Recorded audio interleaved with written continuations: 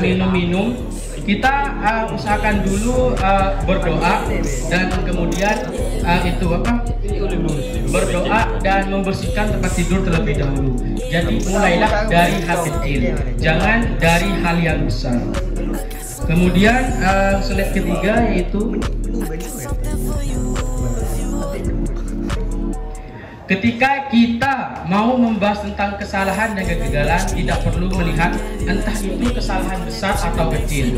Jadi jika suatu saat kita memiliki kesalahan, entah itu besar atau kecil, itu tidak peduli kesalahan kita besar atau kecil. Contohnya saja, jika kita melakukan kesalahan, anggaplah kita anggaplah kita mencuri, gitu. Itu kesalahan besar dan menurut kalian itu hal yang ya udah salah gitu. Tapi ingat teman-teman, ketika kita melakukan kesalahan, bagaimana kita itu bisa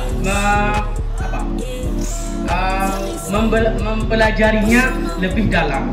Kita harus mampu membuat para audiens itu berpikir bahwa kita sudah belajar dari kesalahan. Kemudian, nah di sini ada contoh-contoh ya. Jadi ada contohkan dan dengarkan dan have fun. Jadi contohnya ketika anggaplah kita mau melakukan sesuatu atau mengejar mimpi kita, istilahnya.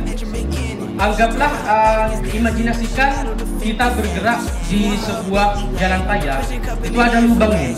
Nah, itu adalah kesalahan kita. Anggap, wah kita mau mengejar mimpi, tetapi kita ada kesalahan.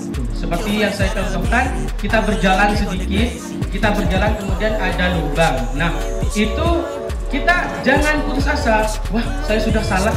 Nah, ada lubang, udahlah, nggak mau. Itu enggak.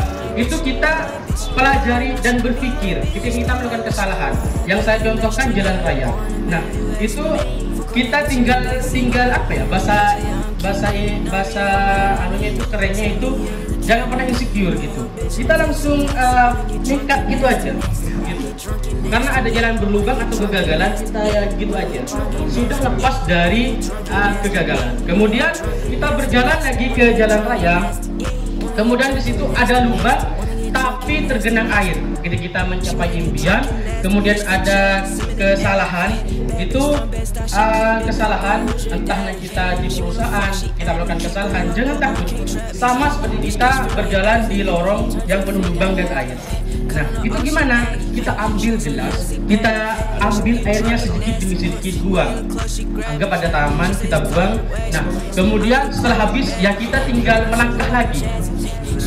Nah, kemudian contoh yang ketiga adalah kemudian kita mengimajinasikan lagi di depan jalan itu ada ular. Nah, jangan takut dan jangan lemah karena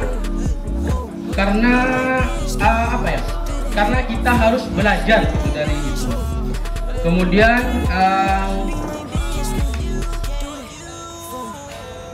setelah kita mencapai sebuah impian itu ya udah cukup ya mungkin, dan kita sudah berpikir setelahnya, karena ya itu penting gitulah berpikir dari kesalahan tersebut. Jadi mungkin itu saja. Jadi dari saya, janganlah takut untuk berbuat kesalahan. Janganlah takut, kalian semua itu suatu saat pasti berbuat kesalahan. Dari saya sebelum selesai, gak ada orang di dunia yang tidak pernah mempunyai salah. Nabi-nabi juga pernah mempunyai salah. Nabi-nabi juga pernah mempunyai salah. Kemudian ulama juga pernah memiliki kesalahan. Para khalifah, sahabat juga pernah melakukan kesalahan.